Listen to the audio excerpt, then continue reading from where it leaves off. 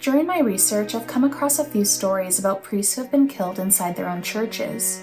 Sometimes these stories are relatively well known, but other times I'm shocked that I hadn't heard of them before. I've gathered a few examples to share with you in this video. Father Job Chittilappilly was a Syro-Malabar priest in Kerala, India. The 71-year-old priest was kind and friendly to local families. He even visited the homes of local Hindus. Before his death, he received phone calls threatening his life unless he stopped proselytizing. On August 28, 2004, he was stabbed and killed at his church while praying the rosary before Mass. His killer was later caught and sentenced to 2 terms of life imprisonment. Prosecutors said that the crime was motivated by a hatred of Christianity.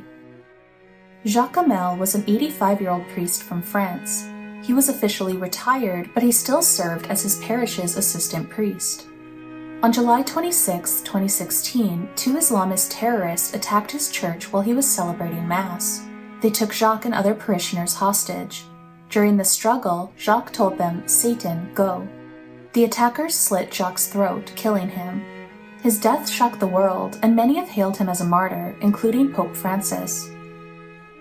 Father Achi was a Nigerian priest who was known for preaching a message of peace amid violence in his region.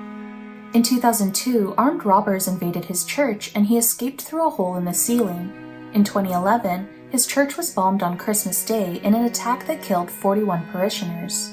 In 2013, he was kidnapped by militants, but later released. Finally, on January 15, 2023, 15 armed men stormed his church, cornered him, and then set fire to the building. He died in the fire, and his death outraged his local community. Father Martin Ye Naing Win was a priest from Myanmar who was beloved by his congregation. He was devoted to helping children and families during the ongoing civil war. On February 14, 2025, Donald encountered 10 intoxicated militiamen on church grounds.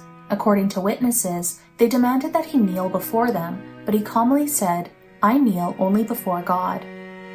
The men were angered and the leader stabbed Donald repeatedly, killing him. He was mourned deeply by his community, and his funeral was attended by over 5,000 people. Fathers Javier Campos and Joaquin Mora were 2 Jesuit priests in Mexico who were both known for their work with indigenous communities and their defense of human rights. On June 20, 2022, they were in their church when an armed group of men led by a local cartel leader brought a tour guide into the church, intending on executing him near the altar.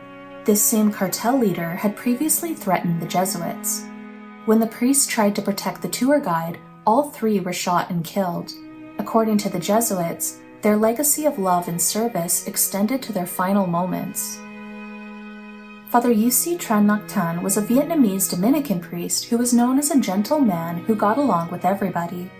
On January 29, 2022, he was in his church hearing confessions when a man attacked him with a knife, wounding him grievously. Father Giuse died 5 hours later. According to his bishop, he was able to forgive his killer before his death. These stories are horrible, but they really show us that the persecution of Catholics, especially clergy, is a real problem in the world today. We should all pray for our Catholic brothers and sisters who face dangers across the world.